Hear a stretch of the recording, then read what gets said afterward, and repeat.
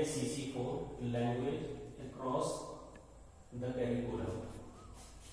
आज टॉपिक है हमारा पाठ्यक्रम में भाषा की भूमिका। इसमें पहला आता है भाषा चिन्हों का ज्ञान कराती है। भाषा चिन्हों का ज्ञान कराती है। जब भाषा को पाठ्यक्रम में सम्मिलित किया जाता है तब सबसे पहले भाषा के चिन्हों आकृतियों से अवगत होना होता है। भाषा के चिन्हों से अवगत होना होता है। जो पढ़ा लिखा नहीं होता है, जो अशिक्षित व्यक्ति का मौखिक ज्ञान तो प्राप्त कर लेता है, लेकिन उनके चिन्हों का प्रयोग सही नहीं कर पाता है। जैसे अ, आ, ई, उ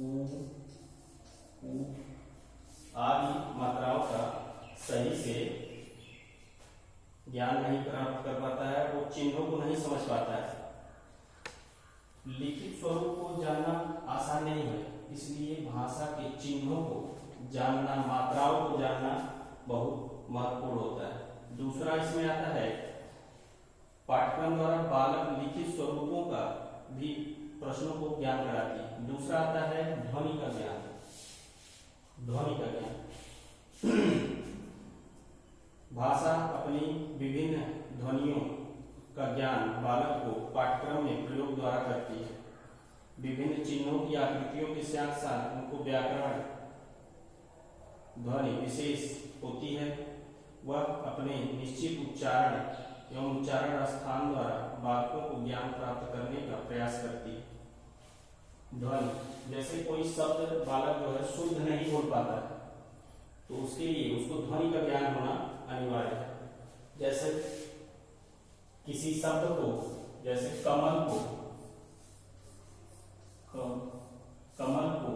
वो गलत पढ़े, उसकी ध्वनि उसको कान में गलत जाए, तो इसको कमल न पढ़ के कमला पढ़े। ध्वनि का सही ज्ञान न हो। सहज अभिव्यक्ति तीसरा सहज अभिव्यक्ति।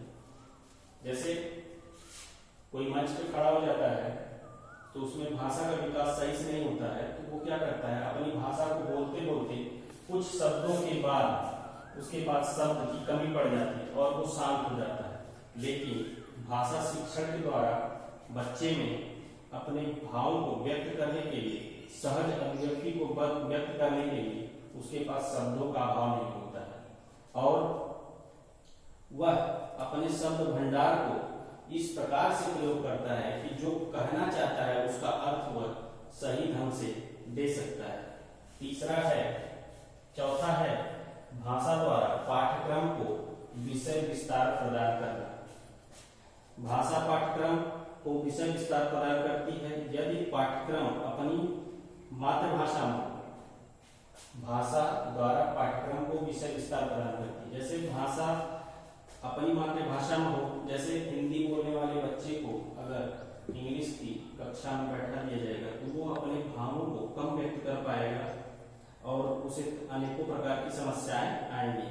और यदि उसके मातृभाषा में या जो वहाँ की वर्तमान भाषा होगी उसमें शिक्षा दी जाएगी, विषय को बताया जाएगा, तो वह अपने विषय को विस्तार स्वरूप दे सकता है। और अगला आता है भाषा व्याकरण का ज्ञान कराती है। भाषा व्याकरण का ज्ञान कराती है। भाषा पाठ्यक्रम में ही सम्मिलित होकर बालक को अपनी भाषा व्याकरण का ज्ञान होता है, क्योंकि प्रत्येक भाषा के व्याकरण की अपनी अलग अलग विशेषता होती है।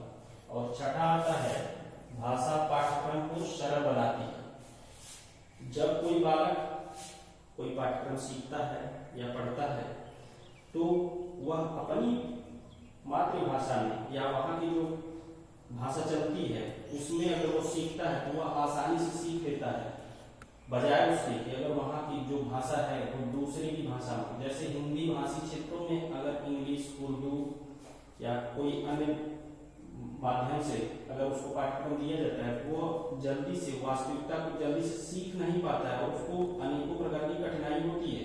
इसलिए भाषा जो है पाठ्यक्रम को सरल बनाती है। सातवां है भाषा पाठ्यक्रम को हृदय से जोड़ती है।